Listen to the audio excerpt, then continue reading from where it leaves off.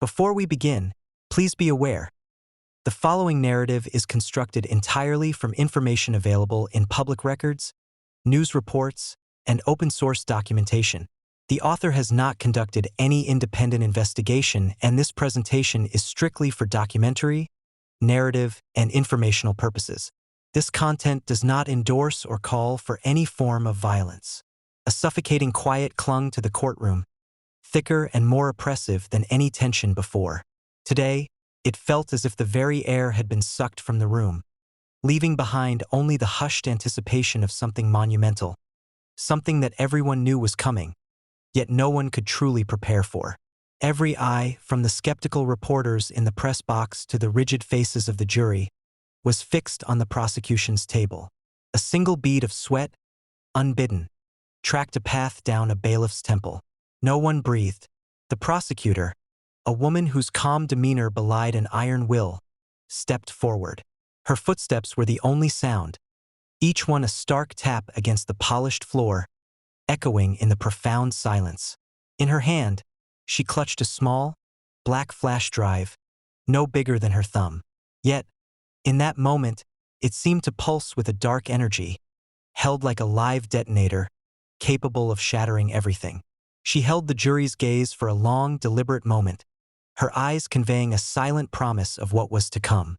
Then, slowly, she turned to the bench. "Your Honor," her voice, clear and resonant, cut through the stillness, a precision instrument slicing through the heavy air. The prosecution requests permission to present newly obtained audio evidence, recovered during a federal raid on Mr. Combs's Miami property from a secure, encrypted storage device. Judge Albright, usually a figure of stoic, almost unreadable composure, leaned forward, his brow furrowed with an uncharacteristic wariness. "What's the source, counsel?" he asked, his voice low, betraying a flicker of concern. "Encrypted recordings, Your Honor, from an off-grid backup," the prosecutor responded, her voice unwavering. "This specific file is a private phone call between the defendant, Mr. Combs, and Bishop T.D. Jakes.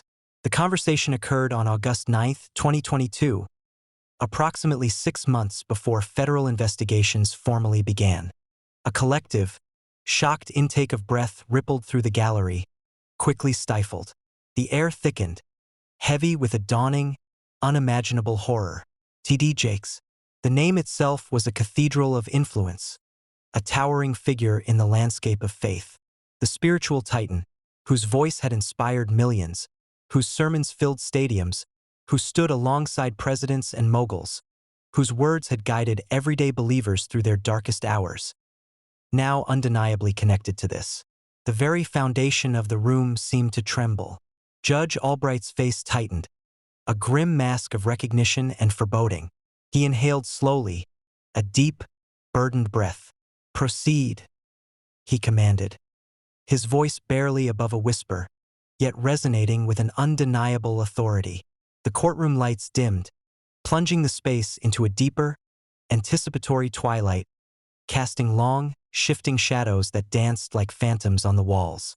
A cold, electric hum filled the air as the audio file loaded. The tension was almost unbearable. Every single person in that room leaned forward, straining, their bodies taut, their minds racing with unanswerable questions. The moment the recording began, it was instantly, terrifyingly clear. This wasn't a casual chat. This wasn't a friendly conversation. It was a hushed, strategic exchange. And the voices, low and conspiratorial, were chillingly, unmistakably distinct. Audio playback 1. Diddy, voice tight with urgency. "Things are heating up. I need your covering. They're sniffing around LA. T.D. Jakes, voice deep, calm, almost unnervingly steady. "You built this with layers. They won't see the route. Stay aligned. Keep the inner circle closed." Diddy, a desperate edge in his voice. "What about the others?" T.D. Jakes, a chilling lack of emotion. "If they break, they break. The weak ones always fold. Just make sure the cameras stay buried." A collective gasp tore through the silence, quickly stifled, but its resonance lingered. The air thickened, heavy with unspoken horror. The words hung in the space, The weak ones always fold. Who were the others? What cameras were to be buried? The questions screamed in the minds of everyone present, their stomachs twisting with dread. The recording continued, its low hum a dreadful backdrop to the unfolding horror.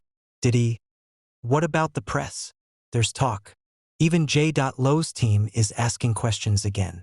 TD Jakes, let them ask. You don't owe them full truth, just enough to distract them. Confuse the narrative. Feed them an exclusive. Silence is a form of wisdom, my brother. Diddy?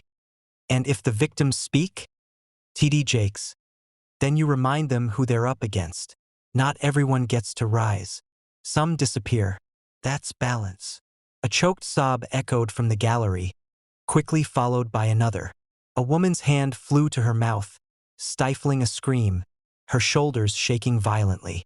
One juror, a stoic man in the front row, who had maintained an impassive expression throughout weeks of gruesome testimony, now leaned forward, his face a mask of stunned disbelief, slowly shaking his head from side to side. TD Jakes, the man whose voice had once opened sermons, whose words had offered solace and redemption, now filled the room not with grace, but with chilling strategy, with silence wielded as a weapon, with a cold, ruthless concept of balance. The recording clicked off. The abrupt end left a void, a sickening echo in the sudden absence of sound. The lights returned, slowly, reluctantly, revealing faces contorted in shock, in sorrow, in utter bewilderment. But no one moved. No one dared. Diddy, who had maintained a facade of composure even through the most damning accusations, remained utterly frozen in his chair, his face unreadable, a statue carved from sudden, inescapable shock. His legal team, usually a flurry of whispers and quick glances, stared straight ahead, rigid, paralyzed. It was as if the sheer, unimaginable weight of what they just heard had physically arrested them, their minds struggling to process the impossible. The prosecutor moved deliberately, her footsteps the only sound in the cavernous room, each one a measured beat of judgment. She reached the center of the floor, her gaze sweeping over the jury, then the stunned faces in the gallery. What you just heard, she stated, her voice quiet but piercing, each word landing with the force of a hammer blow, is not merely evidence of collaboration. It is a chilling conversation between a defendant accused of surveillance, intimidation, and abuse, and a religious figure, instructing him on how to maintain power through spiritual manipulation and the systematic suppression of truth. She let her words hang in the air, a heavy, toxic cloud. Then, her gaze sweeping over the gallery, she quoted, her voice dripping with the bitter irony of it all. The weak ones always fold.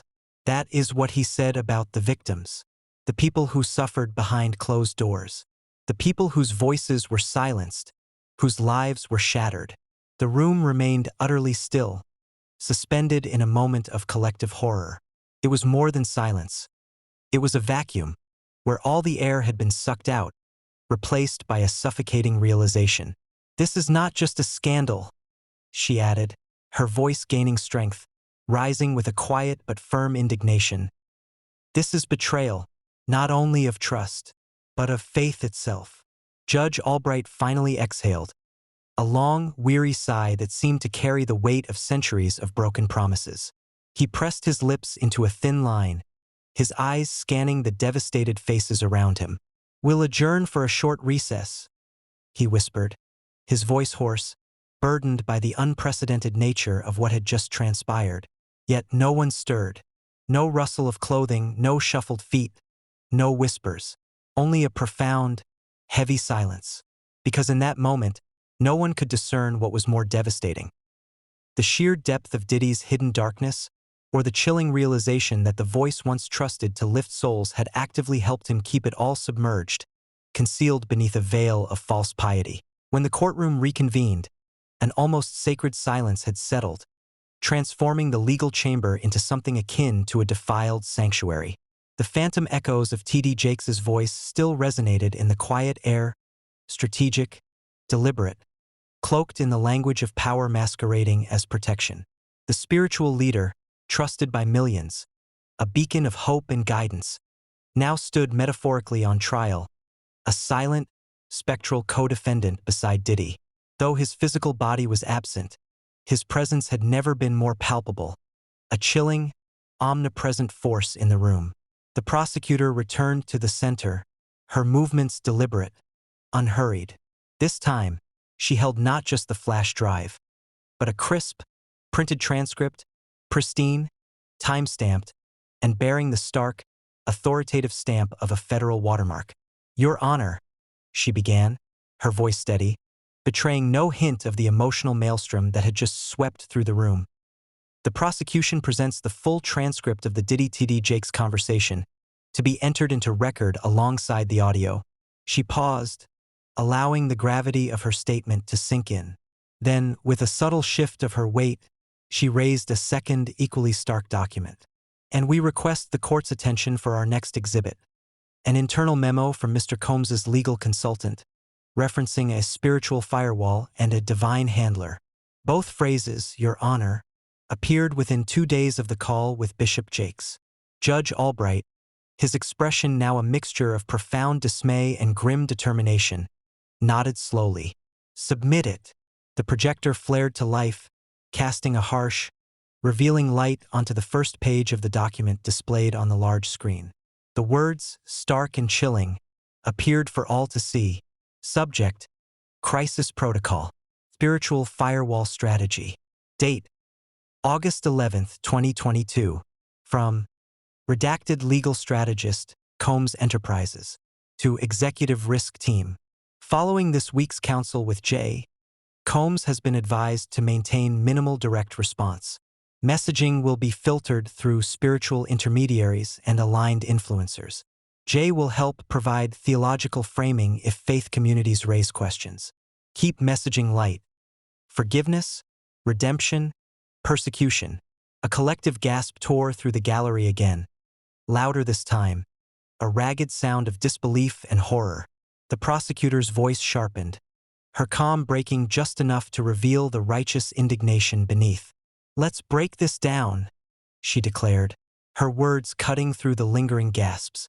"Spiritual intermediaries, theological framing. That memo doesn't refer to damage control, Your Honor. It refers to weaponizing faith, using scripture not to uplift, not to heal, but to deflect, to manipulate." And T.D. Jakes's voice is not only present in the conversation, ladies and gentlemen, it is present explicitly in the strategy itself. She swept her gaze to the jury, her voice ringing with unwavering conviction. This is no longer about whether T.D. Jakes simply knew what was happening. It's about how deeply, how strategically involved he was in keeping it hidden. The defense attorney, a man known for his unflappable demeanor and quick wit, was on his feet in a flash, a sharp, indignant objection, slicing through the tense air. "There's no proof Bishop Jakes saw or approved this memo," he insisted, his voice laced with desperate urgency. The prosecutor didn't flinch. Her gaze remained locked on the jury, then shifted back to the judge. "Your Honor, we are not claiming authorship. We are showing influence." She turned to Judge Albright, her voice steady, unwavering. "The memo references specific phrases used in the leaked call: spiritual firewall, alignment over exposure, divine handling. These are not coincidences, Your Honor. These are tactics, discussed and agreed upon between the defendant and the man he explicitly called his spiritual architect." Judge Albright, after a moment's consideration, his eyes scanning the documents on the screen, delivered his ruling. His voice was firm, leaving no room for doubt. "Overruled. Sustained for clarity of influence, not direct authorship." A ripple of murmurs, quickly suppressed, spread through the gallery. The implications were chillingly clear. The prosecutor clicked again, and a new slide appeared, stark, raw, undeniably real. It was a page from a private assistant's notebook, seized during the raid, filled with hurried, almost frantic handwritten notes. One line, scrawled in urgent blue ink, stood out like a beacon in the darkness. "Call Jake. Circles nervous. Get a word on containment and loyalty. Use scripture." The entire courtroom plunged into a deeper, more profound, stunned silence. These were no longer abstract connections, theories, or inferences. These were receipts. The scattered dots had coalesced into a damning blueprint, a visible, tangible record of the dark coordination. In the gallery, Jennifer Lopez, who had testified earlier in the trial about her own tumultuous time in Diddy's orbit, sat with her lips pressed into a thin, white line. Her eyes narrowed with a chilling mix of recognition and dawning, gut-wrenching horror. Her own painful history, agonizingly relived on the stand, now seemed to be recontextualized. It seemed even she was only just grasping the terrifying depth of the spiritual insulation that had protected him, that had silenced the accusations for so long. The prosecutor moved slowly toward the jury box, her final words in this segment a grave pronouncement. You heard the call, you read the memo, and now you've seen the notes. Her gaze swept from the damning documents to the faces of the jury, each one reflecting a dawning realization. This was never just about hiding crimes. It was about creating a world where the truth didn't matter because power was cloaked in righteousness. Because the voice telling victims to stay silent wasn't Mr. Combs's. It was their pastor's, their bishop, their shepherd, the very figures meant to offer solace, guidance, and truth.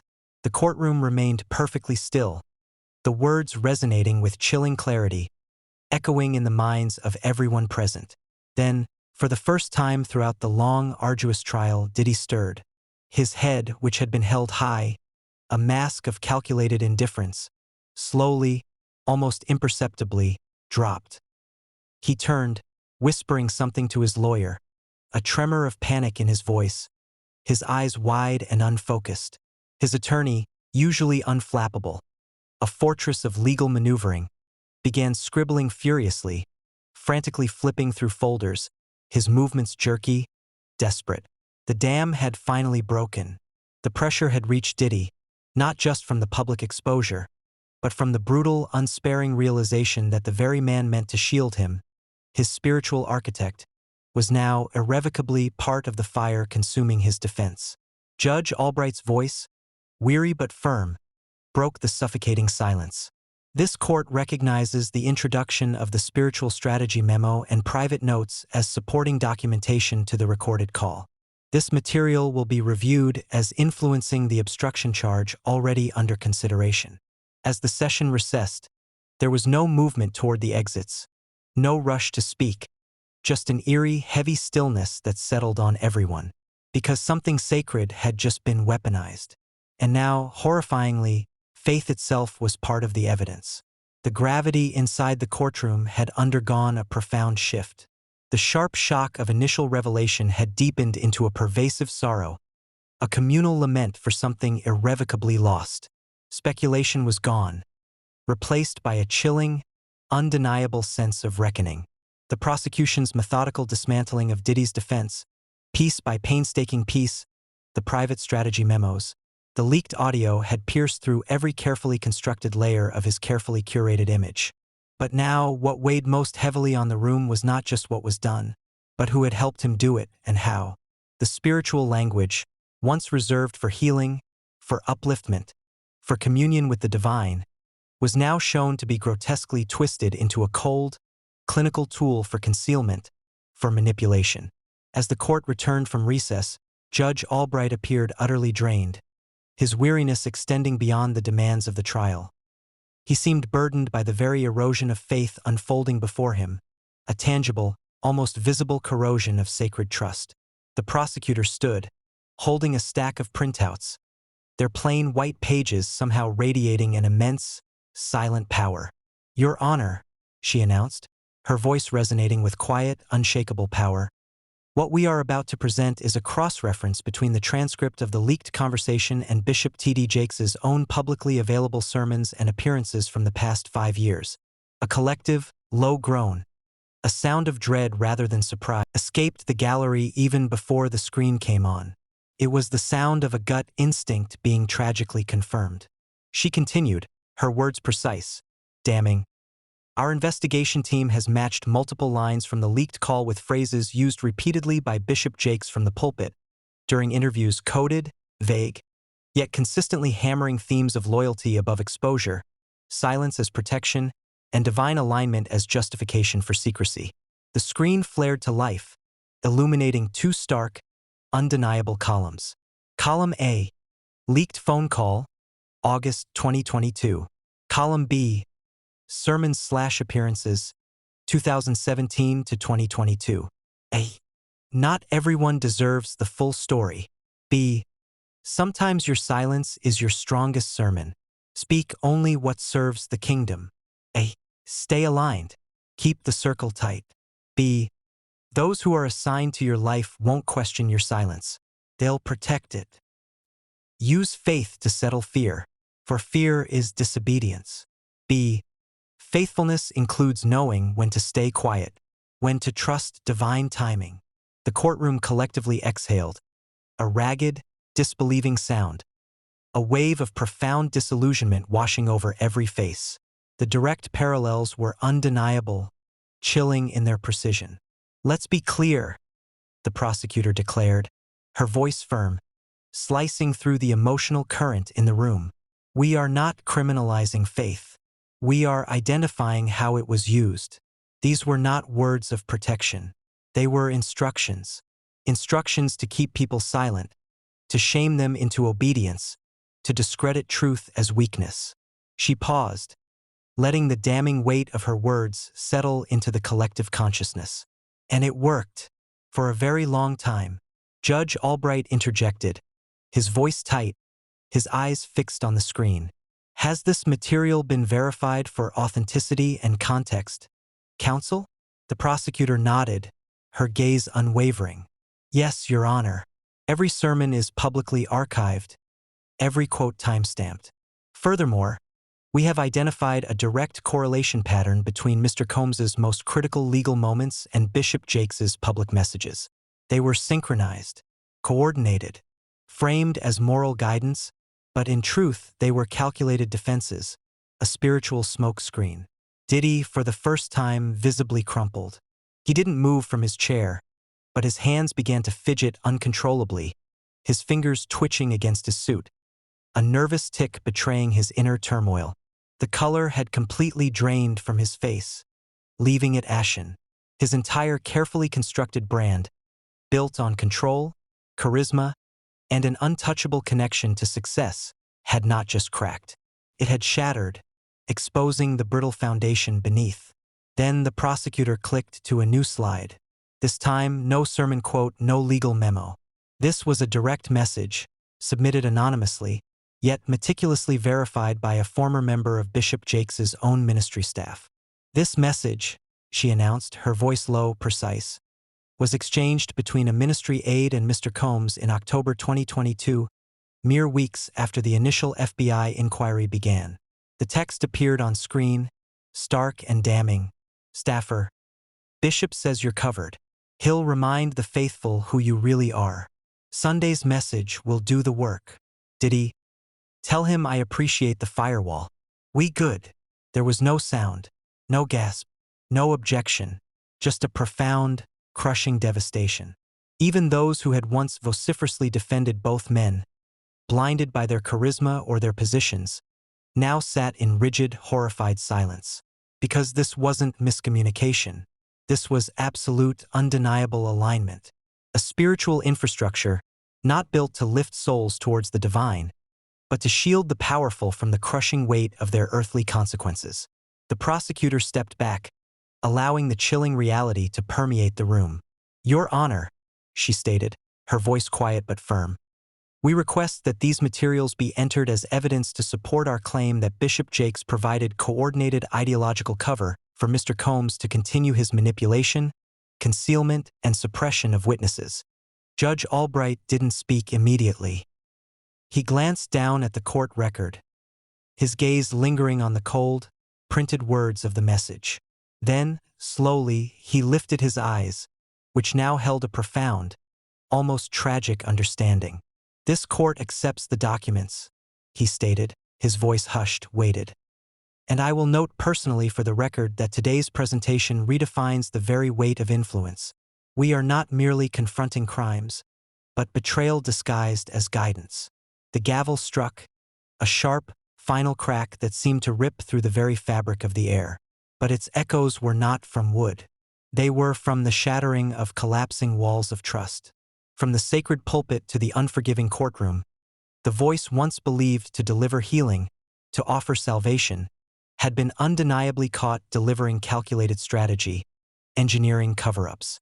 And now, the chilling question wasn't just how deep the system ran. It was how many still sat in pews, still blindly trusting the voice behind the mask, still unknowingly complicit in the silence. The courtroom felt colder now, not in temperature, but in spirit. The initial fire of outrage, the shock of revelation, had cooled into something far heavier, far more insidious. A profound, crushing disillusionment. Witness after witness had exposed the brutal machinery behind Diddy's empire, detailing years of alleged abuse, intimidation, and cover-ups. But what now took root in the room was infinitely more unsettling. The quiet, gut-wrenching realization that faith itself had been weaponized. The very words that once comforted, healed, and guided, that once promised solace and salvation, had been grotesquely bent into instruments of intimidation, into tools of silence. As the next session opened, the prosecution stood, holding one final folder. It was thin, almost understated, yet its presence felt undeniably deadly. This was not about new evidence, she explained. It was about confirmation. It was about peeling back the final layer of deception. The courtroom braced itself, a collective tightening of muscles, for what was to follow. The prosecutor faced the jury, her voice quiet, but resonating with absolute conviction. Your Honor, members of the jury, today we present the testimony of a man who never spoke publicly before this. A man who, 4 years, was tasked with managing schedules, speeches, and spiritual optics for Bishop T.D. Jakes. His name has been redacted for his safety, for obvious reasons. But his affidavit, signed, verified, and backed by corroborating files, tells us precisely how everything worked from the inside. From the very heart of the alleged spiritual sanctuary. She opened the folder, revealing a few neatly typed pages. Her voice, clear and devoid of emotion, began to read, her words painting a stark, chilling picture. To whom it may concern, I worked for Bishop Jakes from 2019 to early 2023. I was young, hungry for guidance. I believed I was serving something divine, something greater than myself. But over time, I learned that I was not working for God. I was working for a man who knew exactly what Sean Combs was doing and actively helped him hide it. I've seen the memos. I delivered the burner phones. I helped prep messages that were never meant to heal, only to shield. I watched sermons built entirely around scandals, shaped to sound like hope, like divine wisdom, but written like smoke screens, designed to obscure the truth. The prosecutor lifted her eyes, her gaze sweeping the room, letting the devastating impact of the words settle. This man wasn't guessing, she declared, her voice ringing with the weight of revelation. He was writing the scripts. She continued reading.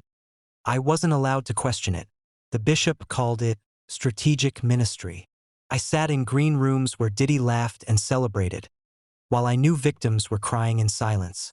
I saw Bishop Jakes hug men who paid to be blessed publicly and protected privately. I helped delete footage. I helped spin betrayal into testing, into divine trials. This isn't about God. It's about empire. It's about ego.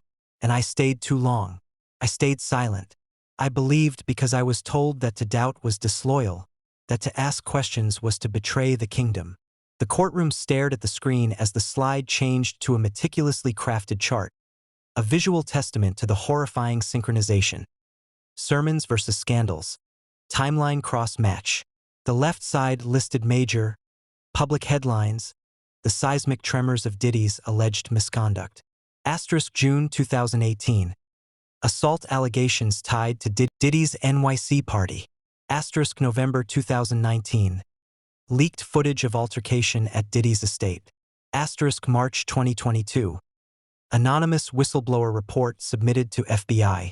The right side listed corresponding sermon titles, all delivered by Bishop Jakes within 1 to 3 days of each incident. His words a twisted echo of the public turmoil. Asterisk brotherhood in the fire. Asterisk the enemy hates alignment. Asterisk navigating the storms of misunderstanding. Gasps were no longer gasps. They were raw, guttural expressions of grief. A collective sorrow that transcended mere shock. Because the dots weren't just connected. They were chillingly, unmistakably coordinated. The prosecutor turned to the courtroom, her voice, though not raised, filled with an undeniable, quiet authority. "Ladies and gentlemen," she declared, her gaze sweeping over the faces, each one etched with a dawning, terrible understanding. This wasn't spiritual encouragement. This was narrative control, emotional conditioning. These were messages designed not to comfort the faithful, but to profoundly confuse them, to inoculate them against the coming truth. She paused, her eyes locking onto Diddy. He remained slumped in his chair, his face a mask of defeat, but her words were clearly for him. He didn't just have lawyers and handlers. He had a pulpit, a weaponized pulpit. Judge Albright, his voice barely above a whisper, interrupted. "Is there more from the witness, counsel?" "Yes," she replied, her voice now softer, yet equally devastating. She continued reading from the affidavit. "I remember one call where Bishop said, 'We're not lying. We're just guarding the truth until the world is ready for it.' That was after the Miami tapes started circulating internally. That was after people began asking about the East Wing." In the gallery, Paris Jackson leaned forward, her face etched with a dawning, terrible understanding. Jennifer Lopez remained motionless, her expression one of grim, silent fury, her history with Diddy undoubtedly replaying in her mind, now seen through this horrifying new lens. Everyone in the room could feel it now. The full, suffocating weight of complicity, not just by one man, but by the very systems, the very institutions that had shielded him. And the most devastating shield of all wasn't money, wasn't influence in political circles. It was faith. The prosecutor's tone dropped, becoming a low, chilling whisper. This witness also included private internal documents, email chains between staff confirming message coordination, encrypted prayer circles hosted specifically for reputational damage control, and a chilling list titled Emergency Alignment Protocols. She held up the page, the words stark on the federal stock, a stark testament to a calculated, insidious plan. Protocol. Step 1. Identify the threat. Step 2. Call Jakes. Step 3. Shape the narrative. Step 4. Remind the faithful of Diddy's purpose. Step 5. Silence the noise. Elevate the mission. Judge Albright sat back in silence, his shoulders slumping. Even he looked profoundly shaken. The implications of this final, methodical breakdown of trust almost too much to bear. The prosecutor finished softly, her voice filled with a quiet, mournful finality. This was never just about what Diddy did. It's about how he kept doing it for so long. Because someone who was supposed to speak for God was busy scripting for a monster. The session adjourned quietly. No one clapped. No one cursed. No one left the room with quick answers or easy platitudes. Just a shared, soul-deep awareness. What once felt divine had been turned into a disguise, a camouflage for darkness. And behind it stood a man with a microphone, a pulpit, who had helped keep the truth buried beneath layers of scripture. The final gavel hadn't yet fallen, but the courtroom already felt like a cathedral of fallen idols, a sacred space irrevocably defiled. Every day of this trial had stripped away another illusion, another facade, but today, the slow, methodical unmasking of spiritual complicity had cut deeper than anything that came before. Because while criminal behavior can enrage a nation, betrayal wrapped in scripture has the power to shatter something even more sacred, trust itself. As the court reconvened for what was announced as the final evidentiary session of the day, the prosecutor returned with a document no one had expected, a thin file that seemed to hum with suppressed energy. "Your Honor," she began, her voice steady despite the palpable tension, "we now submit a confidential audio file obtained from a private donor, one previously employed in the executive wing of Bishop T.D. Jakes's ministry. This file was recorded in late 2022, after the first wave of Diddy investigations had begun. It is a private voicemail left by Bishop Jakes to an unnamed high-level contact within Combs Enterprises. Judge Albright gave a solemn nod, his face etched with a deepening weariness. Admit it. The lights dimmed, plunging the courtroom into a deeper gloom. The court went utterly still, every breath held, every pulse racing. And then the voice played. Audio playback too. T.D. Jakes' voice measured and rehearsed, yet with a chilling undercurrent of calculation. Sean, I know it feels like the ground is shifting beneath you, but you and I, we understand that storms don't destroy the chosen. They reveal the jealous. His voice continued, a slow, deliberate cadence that would have been comforting in a sermon. But here, it was nothing short of terrifying. T.D. Jakes, the narrative will always bend if we hold the pulpit. Let them speak. We'll speak louder through the faithful, through the framing. Remember, truth is rarely loud. But redemption, now that can be orchestrated. Narrator, gasps, audible, choked gasps echoed through the room. This time, the recording played on, building a crescendo of dread, stripping away any last vestiges of doubt. T.D. Jakes, I'll craft the Sunday language. You just stay off the grid. Let them accuse. Let them speculate, but don't ever let them forget. Men fall, but the anointed rise. I've already reached out to the right ears in Atlanta. The circle is intact. Silence, deafening, crushing. Not one sound escaped the room. This was no longer inference. This was no longer correlation. This was unvarnished, direct proof. T.D. Jakes wasn't offering counsel, not spiritual guidance. He was laying out a meticulous, chilling strategy, a calculated blueprint for deflection and manipulation. The prosecutor didn't speak immediately. She stood, allowing the unfiltered, devastating truth to settle into the very bones of the jury, to permeate every stunned mind in the gallery. Then, her voice quiet, yet steel-edged, she spoke. This wasn't encouragement. This was coordination. This was a crisis plan, dressed in scripture, an institution of faith offering not healing, but calculated protection for power. She turned, her gaze fixed on Diddy, who remained slumped, motionless, his face a hollow mask.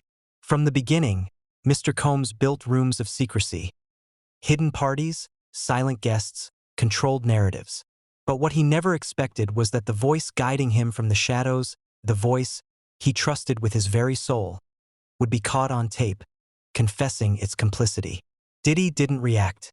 He didn't shake. He didn't even blink. Because what could he say? His last, most revered line of defense had just been exposed, irrevocably shattered by the very words meant to shield him. And the voice that once cloaked him in reverence, that once promised divine protection, now stood beside him, draped in absolute, undeniable shame. The prosecutor walked slowly to the jury box, her final words resonating with a devastating clarity. This trial, ladies and gentlemen, is not just about illegal acts. It is about a man who sat at the apex of an empire of silence, and the trusted voices that helped him keep it quiet. T.D. Jakes was not an outsider. He was the chilling bridge between public morality and private corruption.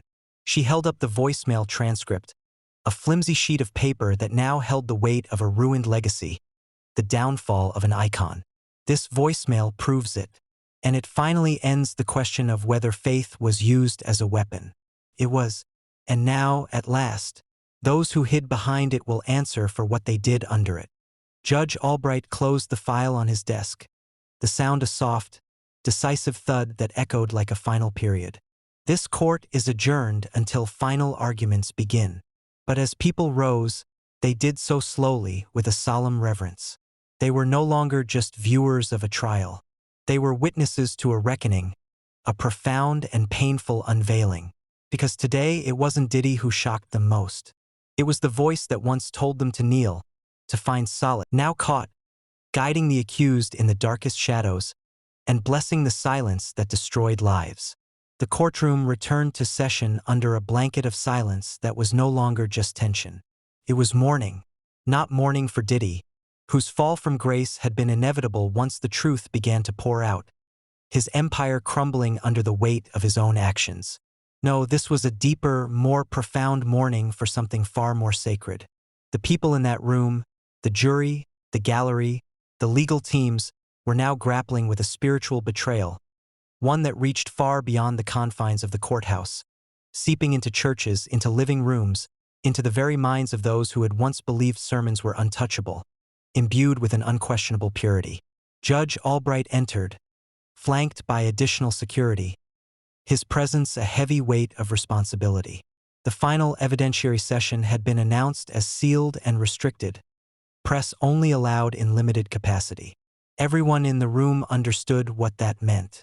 What was about to be said would reshape more than a courtroom. It would reverberate through the very fabric of public perception. The prosecutor stood, her hands now empty, no papers, no screens to project. This time, the power of her words was visibly etched in her posture. A quiet, resolute strength. "Your Honor, members of the jury," she began quietly, her voice imbued with a somber gravity. "This will be our last piece of evidence before we move to closing arguments. It requires no video, no audio. It is a statement, a confession, but not from the defendant, not from any previous witness." The room leaned in, a collective, silent gasp of anticipation. This comes from inside the circle. A personal letter, handwritten, dated 1 week ago, authenticated, sealed, and voluntarily submitted by an individual known simply as JH, a former assistant and mentee of Bishop T.D. Jakes. She stepped to the center, unfolded the letter, and began to read, her voice clear, resolute, and devoid of tremor. "To whom it may concern, I worked for Bishop Jakes from 2019 to early 2023. I was young, hungry for guidance. I believed I was serving something divine, something truly holy. But over time, the scales fell from my eyes. I learned that I was not working for God. I was working for a man who knew exactly what Sean Combs was doing and helped him hide it. I've seen the memos. I delivered the burner phones. I helped prep messages that were never meant to heal, only to shield. I watched sermons built entirely around scandals, shaped to sound like hope, like spiritual insight, but written like smoke screens, carefully crafted to confuse and deflect." The prosecutor paused, her eyes sweeping over the jury, allowing the weight of these intimate revelations to settle. "I wasn't allowed to question it. The bishop called it strategic ministry. I sat in green rooms where Diddy laughed and celebrated, while I knew victims were crying in silence, their pleas unheard. I saw Bishop Jakes hug men who paid to be blessed publicly and protected privately. I helped delete footage. I helped spin betrayal into testing. This isn't about God. It's about empire. It's about ego. And I stayed too long. I stayed silent. I believed because I was told that to doubt was disloyal, that to ask questions was to betray the kingdom." Her voice faltered, just for a moment, imbued with the raw pain of the author. "I'm writing this because the truth is louder now than my fear, because victims deserve more than silence, because redemption without accountability is just a rebrand. I know what I did and I know who I protected, and now I choose to protect the truth." The letter ended. The courtroom didn't erupt. It didn't gasp. It wept, slowly, quietly, the collective heartbreak of realizing that the voices meant to defend the wounded had instead helped create the wounds, had exacerbated the suffering. The prosecutor's voice was soft, almost a murmur against the quiet sobs. "Now, this letter is not evidence of one person's shame. It is proof of many people's pain. It confirms that the pulpit was not just used to preach, but to protect the predator. That the inner circle wasn't just silent. They were complicit." She folded the paper slowly, deliberately, as if folding away a piece of history. "We are not here to try faith, Your Honor, members of the jury. We are here to confront the man who used faith to build a fortress around his guilt, and the man who helped him reinforce the walls with holy words and unholy intent." She looked at the jury, her gaze unwavering, encompassing each of them in her final, powerful statement. Every layer of this trial has revealed the same truth. Diddy didn't do this alone.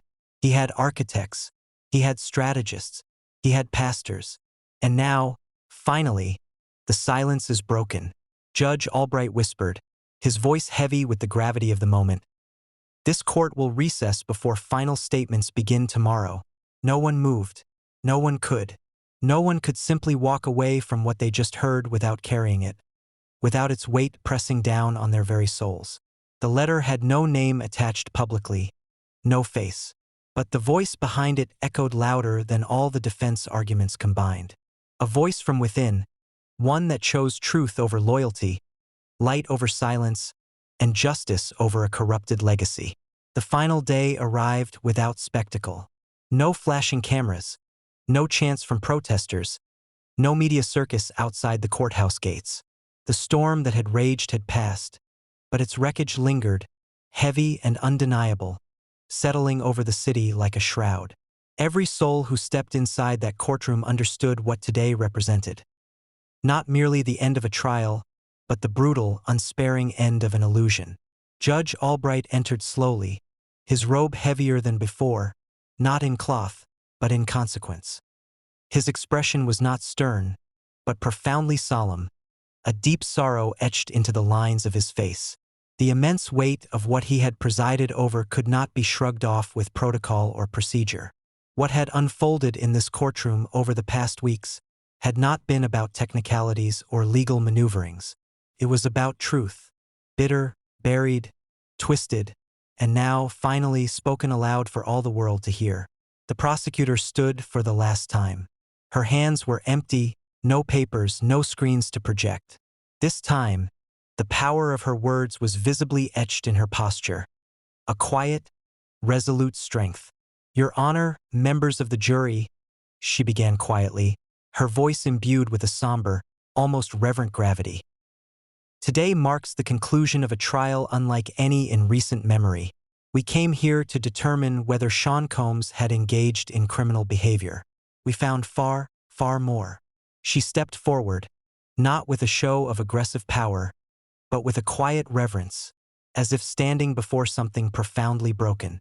"We uncovered the architecture of silence. We exposed how a man built an empire on fear, not alone, but with help. And the most painful part of all, that help came from the voice people trusted most, from the very pulpits they sought solace from." She turned, her gaze encompassing the entire courtroom, her voice unwavering. T.D. Jakes was not charged in this courtroom, but in this trial he was revealed. Not because someone accused him directly, but because he confessed without knowing he had. In his own recordings, in his own strategy memos, in the whispers passed between power and pulpit, between celebrity and sanctuary. She paused, letting the silence amplify her words, allowing them to pierce deeper still. Every word he spoke, meant to shield a friend, every phrase designed for damage control, became a damning confession heard by the world, ringing with complicity. The courtroom was still, hearts clenched in quiet, agonizing agreement. His voice once stood for faith, for healing, for salvation. But here, in this room, it stood for coordination, for damage control, for obstruction. When victims, broken and hurting, asked for help, he gave them scripture packaged to protect the man who hurt them, scripture used as a spiritual shield for a predator. The prosecutor's voice grew firmer, fueled by a quiet, righteous indignation. This wasn't just a moral failure. It was betrayal disguised as guidance. It was scripture used as a sedative, a holy opiate. It was grace extended to the predator, while the wounded were told to pray for strength and silence, told their suffering was a divine test. She turned to the jury, her eyes clear, direct. And yet, through all of it, the truth still found its way out. Through a hidden phone, through a broken assistant's wrenching letter, through a defiant crack in the very pulpit itself. A crack that allowed the blinding light of truth to finally spill forth. She looked directly at Diddy. He could not look back, his head still bowed, his body a silent testament to his collapse. Sean Combs didn't fall because he was hated. He fell because he was seen. And once people saw the intricate, corrupt machine behind the image, once they realized who helped him polish his halo while victims screamed behind closed doors, they couldn't unsee it.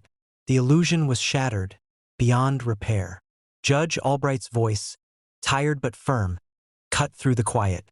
Does the prosecution rest its case? The prosecutor simply nodded, her eyes unwavering. We rest. And just like that, the trial was done. But no one stood immediately. No one clapped. No one exhaled in relief.